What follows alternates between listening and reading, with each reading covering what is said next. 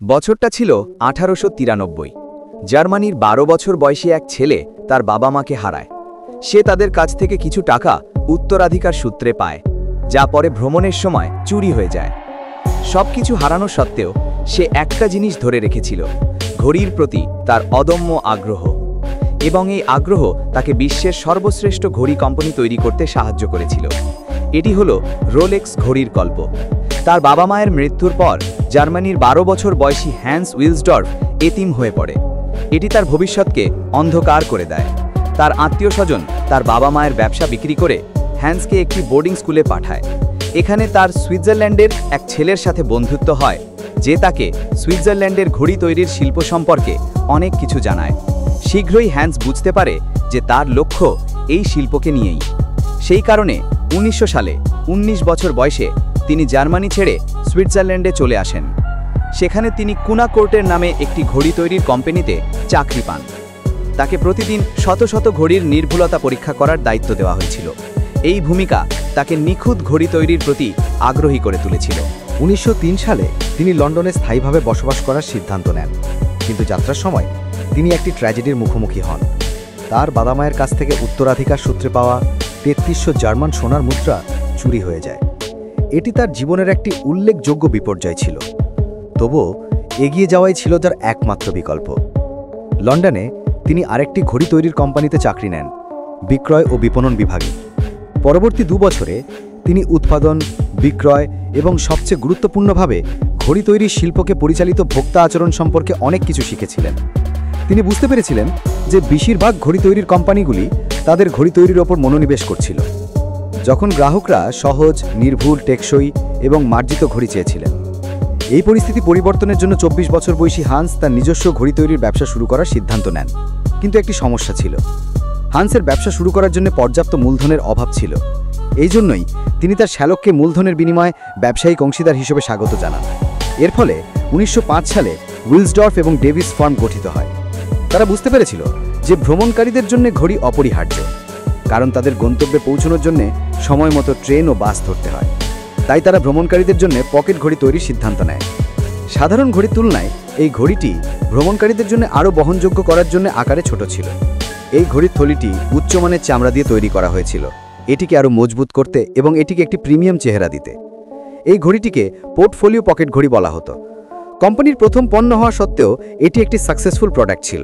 যদিও hence pocket ঘড়ি দিয়ে তার কোম্পানি শুরু করেছিলেন, তিনি পকেট ঘড়ি তৈরিতে সীমাবদ্ধ থাকতে চাননি। তিনি ভবিষ্যৎবাণী করেছিলেন যে ভবিষ্যতে হাতঘড়ি সম্পূর্ণরূপে পকেট ঘড়ির স্থান দখল করবে। তাই হ্যান্স বিশ্বমানের হাতঘড়ি তৈরিতে তার মনোযোগ স্থানান্তরিত করেছিলেন। কিন্তু সমস্যা ছিল যে সেই সময়ের গ্রাহকরা হাতঘড়ি গ্রহণে আগ্রহী ছিলেন না। একটি ধারণা ছিল যে কেবল মহিলারা হাতঘড়ি পরতেন। হ্যান্স এই ধারণা পরিবর্তন করতে চেয়েছিলেন। 1906 সালে হ্যান্স দেখেছিলেন যে ব্রিটেনে পুরুষ এবং মহিলা উভয়ই ব্রেসলেট পরতে পছন্দ করে। তিনি এখানে একটি বিশাল সুযোগ দেখতে পেয়েছিলেন। তিনি বাজারে সোনা এবং রূপার হাতঘড়ি চালু করেছিলেন।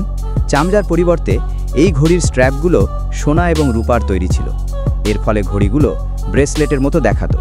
তাছাড়া এই ঘড়িগুলোকে হাতঘড়ি বলা হতো না, এগুলিকে ব্রেসলেট ঘড়ি হিসেবে ব্র্যান্ড করা হতো। এই কৌশলের ফলে হ্যান্সের ঘড়ি ব্রিটেন জুড়ে জনপ্রিয় হয়ে ওঠে। তাছাড়া হ্যান্স বুঝতে পেরেছিলেন যে বাজারের সমস্ত ঘড়ি তাদের ব্র্যান্ড নাম হিসেবে তাদের প্রস্তুতকারকদের নাম ব্যবহার করত। হ্যান্স চেয়েছিলেন তার ঘড়ির একটি অনন্য নাম থাকুক, এমন কিছু যা ডায়ালে সুন্দরভাবে ফিট হতে পারে এবং যে কোনো ভাষায় সহজেই উচ্চারণ করা যায়। তিনি বিভিন্ন বর্ণমালা একত্রিত করে 100টিরও বেশি নাম আবিষ্কার করেছিলেন। এক পর্যায়ে রোলেক্সের মনোরম নামটি সামনে এসেছিল। 1908 সালে তিনি এই নামটি ট্রেডমার্ক করেছিলেন। রোলেক্স ঘড়িগুলি ভাল বিক্রি হচ্ছিল, কিন্তু এখনও তাদের নির্ভুলতার সমস্যা ছিল। আসলে হাতঘড়ির মুভমেন্ট খুব কম। এই কারণেই কেউ পুরোপুরি নির্ভুল মুভমেন্ট ডিজাইন করতে সফল হতে পারেনি। 1910 সাল পর্যন্ত হ্যান্স সুইজারল্যান্ড থেকে তার ঘড়ির মুভমেন্ট আমদানি করেছিলেন, কিন্তু এখন হ্যান্স নিজের মুভমেন্ট তৈরি করার সিদ্ধান্ত নিয়েছিলেন। তিনি হরোলজি অধ্যয়ন শুরু করেছিলেন। তিনি বিশ্বব্যাপী বিশেষজ্ঞ ঘড়ি নির্মাতাদের সাথে দেখা করেছিলেন এবং মুভমেন্টে বিশেষজ্ঞ হয়েছিলেন। তারপর তিনি তার প্রথম হাতঘড়ির মুভমেন্ট তৈরি করেন 15 লাইন ক্যালিবার 200। তারপর তিনি এটিকে সার্টিফিকেশনের জন্য সুইজারল্যান্ডের অফিসিয়াল ক্রনোমিটার টেস্টিং ইনস্টিটিউটে পাঠান। ইনস্টিটিউটটি মুভমেন্টের উপর কঠোর পরীক্ষা চালায়। পরে এটি বিশ্বের প্রথম হাতঘড়ি মুভমেন্ট হিসেবে প্রমাণিত হয়, যা ক্রোনোমিটার সার্টিফিকেট পেয়েছে। মূলত হ্যান্স সফলভাবে একটি নির্ভুল হাতঘড়ি মুভমেন্ট তৈরি করেছিলেন। এই উদ্ভাবন রোলেক্সের সুনাম উন্নত করেছিল। তার ঘড়ি অন্যান্য ইউরোপীয় দেশে রপ্তানি হতে শুরু করে। 1914 সালের মধ্যে হ্যান্স উইলসডর্ফ এবং ডেভিসের একাধিক অফিস স্থাপন করেছিলেন। তিনি 60 জন ব্যতিক্রমী ব্যক্তির একটি দল গঠন করেছিলেন। তার ব্যবসা দ্রুত বৃদ্ধি পাচ্ছিল, কিন্তু একটি বড় ঘটনা তার প্রবৃদ্ধির গল্পে বাধা সৃষ্টি করে। প্রথম বিশ্বযুদ্ধ। যুদ্ধের খরচ মেটাতে ব্রিটিশ সরকার ঘড়ির উপর 33% রপ্তানি শুল্ক আরোপ করে। বিদেশি প্রতিযোগীদের তুলনায় রোলেক্সের দাম রাতারাতি 33% বেড়ে যায় এবং এর বিক্রি কমে যায়। সংকট থেকে বাঁচতে হ্যান্সকে তার কোম্পানি সুইজারল্যান্ডে স্থানান্তর করতে হয়েছিল। এখন পর্যন্ত হ্যান্সের ঘড়ির ব্র্যান্ড নাম ছিল রোলেক্স। সুইজারল্যান্ডে পৌঁছানোর পর তিনি কোম্পানির নাম পরিবর্তন করে রোলেক্স ওয়াচ কো লিমিটেড রাখেন এবং তার অনেক ব্যবসায়িক কার্যক্রম শুরু করেন একেবারে শুরু থেকেই। যুদ্ধের কারণে বিলাসবহুল ঘড়ির মার্কেট ভেঙে পড়েছিল, কিন্তু হ্যান্স একটি আকর্ষণীয় প্রবণতা লক্ষ্য করেছিলেন। যুদ্ধরত সেনাবাহিনীর কাছ থেকে হঠাৎ করে হাতঘড়ির চাহিদা বেড়ে গেল। যুদ্ধরত সৈনিকদের জন্য ঘড়ি অত্যন্ত গুরুত্বপূর্ণ। এগুলো তাদের গুলি চালানো এবং মার্চিং অ্যাকশন সঠিকভাবে সমন্বয় করতে সাহায্য করে। তবে সময়ের হিসাব রাখার জন্য পকেট ঘড়ি ব্যবহার করার মতো পজিশনে ছিল না।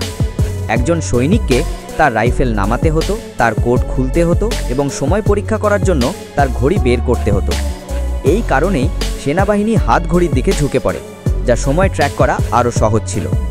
ফলস্বরূপ রোলেক্স সৈনিকদের জন্য ট্রেঞ্চ ঘড়ি চালু করে। ঘড়িগুলো অটুট কাঁচ দিয়ে তৈরি ছিল।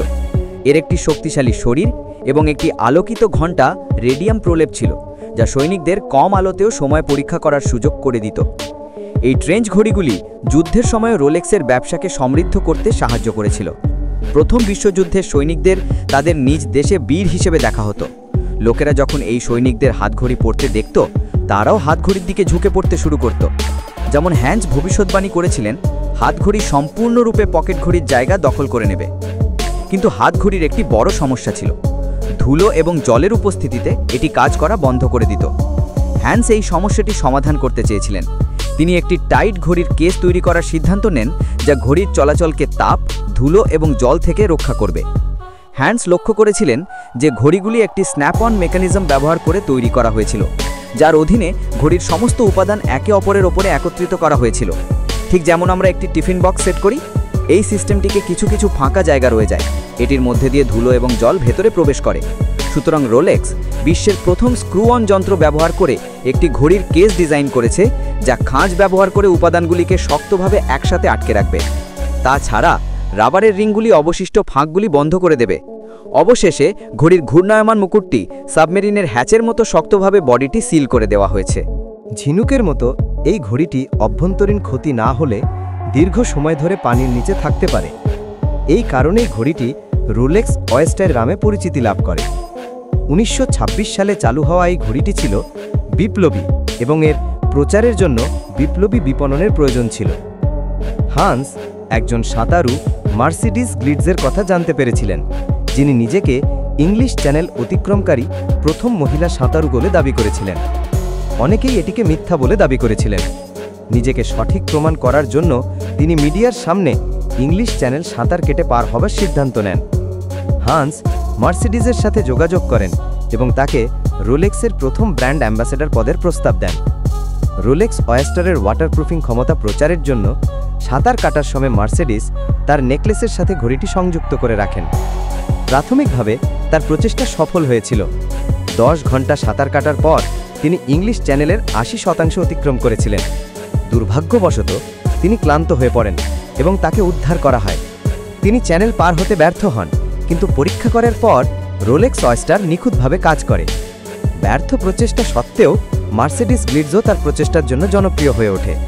তার সাথে রোলেক্স অয়েস্টার বিশ্বের প্রথম ওয়াটারপ্রুফ ঘড়ি হিসেবে জনপ্রিয়তা অর্জন করে। হান্স বিজ্ঞাপনে মার্সিডিজ এবং রোলেক্সকে একসাথে প্রদর্শন করেছিলেন।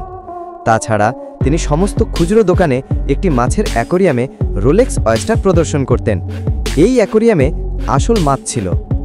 1928 সালে হান্স ব্রিটিশ তারকা মিস এভলিন লেককে রোলেক্সের ব্র্যান্ড অ্যাম্বাসেডর হিসেবে নিয়োগ করেছিলেন। বিজ্ঞাপনগুলিতে এভলিনকে একটি রোলেক্স অয়েস্টার পরা অবস্থায় মাছের অ্যাকোরিয়ামে হাত ডুবিয়ে দেখানো হতো। এই অনন্য বিপণন কৌশলটি রোলেক্স অয়েস্টারের ওয়াটারপ্রুফ বৈশিষ্ট্যগুলিকে জনপ্রিয় করে তুলেছিল। রোলেক্সের সাফল্য অন্য মাত্রা স্পর্শ করেছিল। যদিও সমগ্র বিশ্ব হ্যান্সের প্রশংসা করছিল, তিনি সন্তুষ্ট ছিলেন না। প্রকৃতপক্ষে সেই সময়ের ঘড়িগুলি সম্পূর্ণ যান্ত্রিক ছিল, অর্থাৎ ব্যাটারির পরিবর্তে এগুলি একটি মেইন স্প্রিং দ্বারা চালিত হতো। ক্রাউনটি ঘূর্ণায়মান করে মেইন স্প্রিংটি শক্ত করতে হতো। একবার শক্ত করার পরে মেইন স্প্রিংটি খুলে হাত নাড়াতে হতো। সহজভাবে বলতে গেলে এটি ঠিক একটি ওয়াইন্ড আপ খেলনার মতো কাজ করত। প্রতি 2 দিন অন্তর ঘড়িগুলিকে আবার এভাবে করতে হতো। রোলেক্স অয়েস্টারের ক্ষেত্রে যদি ওয়াইন্ডিং প্রক্রিয়ার পরে ক্রাউনটি সঠিকভাবে বন্ধ না করা হলে জল সহজেই ভিতরে ঢুকে যেত। তাই হ্যান্সের পরবর্তী লক্ষ্য ছিল একটি সম্পূর্ণ স্বয়ংক্রিয় ঘড়ি তৈরি করা। হ্যান্স এই সমস্যা সমাধানে বছরের পর বছর ব্যয় করেছিলেন। অবশেষে তিনি চিরস্থায়ী রোটার আবিষ্কার করেছিলেন। এটি একটি অর্ধবৃত্তাকার রোটার ছিল যা ঘড়ির ভিতরে 360 ডিগ্রি ঘুরতে পারত। এটি একাধিক গিয়ারের মাধ্যমে মেইন স্প্রিংয়ের সাথে সংযুক্ত ছিল। এটি পরিহিত ব্যক্তির হাত নড়াচড়া করলে এটি ঘুরত, গিয়ারগুলি তখন শক্তি স্থানান্তরিত করত এবং মেইন স্প্রিংকে শক্ত করত। মূলত আপনি কেবল ঘড়িটি পরেই মেইন স্প্রিং ঘোরাতে পারতেন। এইভাবে ঘড়িটি চিরস্থায়ীভাবে কাজ করতে পারত এবং এটি রোলেক্স অয়েস্টার পারপেচুয়াল নামে পরিচিতি লাভ করে। মানুষ আগেও স্বয়ংক্রিয় ঘড়ি তৈরির চেষ্টা করেছিল, কিন্তু রোলেক্সই প্রথম কোম্পানি যারা সফলভাবে এই প্রক্রিয়াটি সম্পূর্ণ করেছিল। ঘড়ি তৈরির শিল্পের কিংবদন্তি রোলেক্স এবং হ্যান্স উইলসডর্ফের তৈরি চিরস্থায়ী। কিন্তু 1939 সালে তারা আরেকটি বাধার সম্মুখীন হয়, দ্বিতীয় বিশ্বযুদ্ধ। যুদ্ধ বিশ্বজুড়ে সরবরাহ শৃঙ্খলকে ব্যাহত করে। রোলেক্সের বিক্রয়ে আবারও কমে যায়। আগামী বছরগুলিতে সমস্ত প্রতিকূলতার মধ্যেও হ্যান্স রোলেক্সের টিকে থাকা নিশ্চিত করে। কিন্তু আরেকটি ট্র্যাজেডি ঘটে। 1944 সালে তিনি তার স্ত্রীকে হারিয়েছিলেন।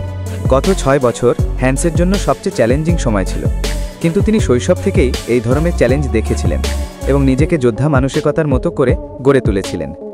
তাই তিনি তার শক্তি পুনর্গঠন করেন এবং তার দক্ষতার সাথে কাজ শুরু করেন বিশ্বমানের ঘড়ি তৈরি। 1945 সালে রোলেক্স তার 40তম বার্ষিকী সম্পন্ন করে।